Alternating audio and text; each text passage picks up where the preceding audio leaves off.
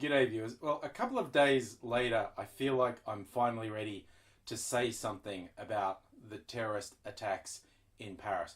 When it happened, I said virtually nothing about it on social media. I retweeted a couple of people who were essentially saying, this is awful, but all you're going to learn in the next hours today is going to be like things that turn out to be not true and things that may be true but are irrelevant, and seeing really quite awful people twisting this for their own ends. And that turned out to be horribly true. If you try to make sense of something like this, it's quite hard. But one thing that I find helps is if your starting point is to acknowledge that people generally are fucked. Then this sort of shit starts to make a bit more sense when you're remembering, that's right, people are fucked and essentially haven't gotten any better than their tribal origins.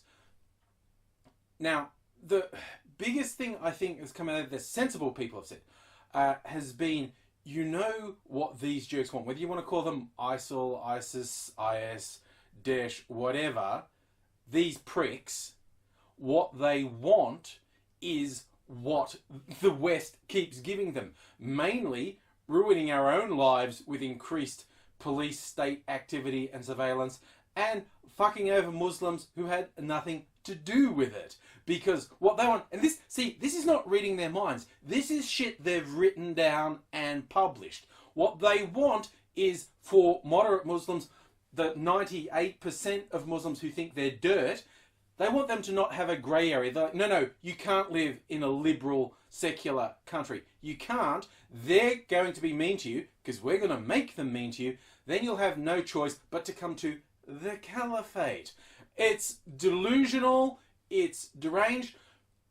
The one thing these pricks have guaranteed from this disgusting attack in Paris is the deaths of tens of thousands of people. At a minimum, they're directly responsible for it, and they don't fucking care. And you've got people playing right into their hands. It's a thing I've said a lot. This ridiculous concept of a war on terror. Oh, right, okay. Well, if you want to say something as ridiculous as a war on terror, you know how to win. Don't be terrorized.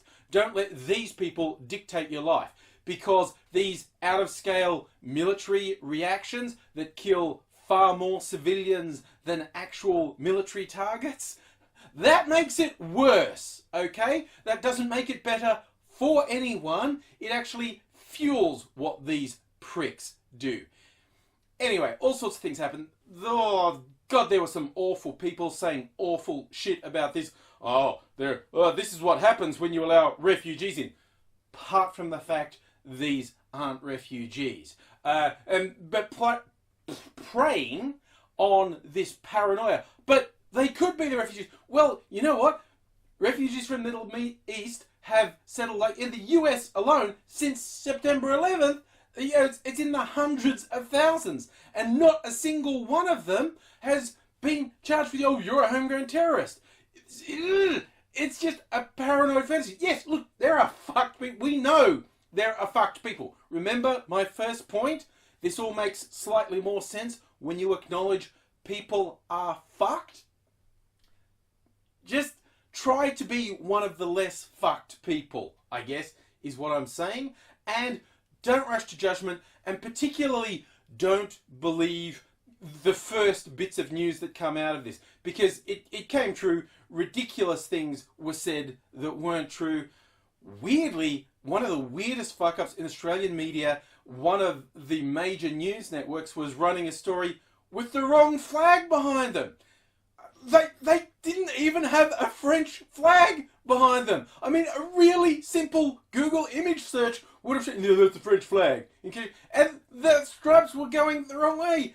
And while that was a trivial thing to get wrong, it was phenomenally stupid, and it really sums up how these fuckwits are in a rush to say anything, and being accurate is way down their list of priorities. I was going to say that was the worst thing Australian media did, but by far the worst thing was, again, a major network giving airtime to Pauline Hanson. She's a fucking awful, horrible, and irrelevant person, but they've just gone, ooh, you know what would get us ratings? If we got someone on to say something really fucked inflammatory. It doesn't matter that what they say is factually incorrect and almost completely incoherent. Just say something inflammatory and outrageous. Yeah, Pauline Hanson, she's fucked, isn't she? Yeah, let's get it.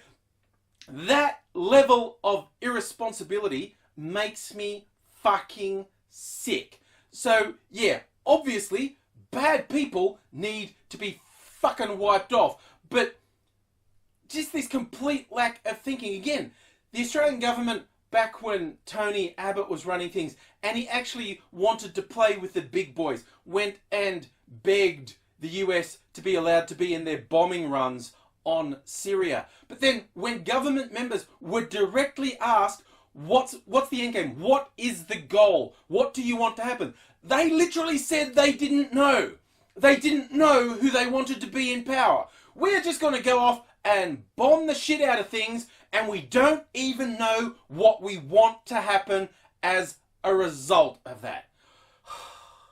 Tell you what, honestly, if there was one thing that was helpful to me out of all this, it certainly identified a few fucking morons who spouted the most ridiculous shit on social media, and I just shut them out of my life.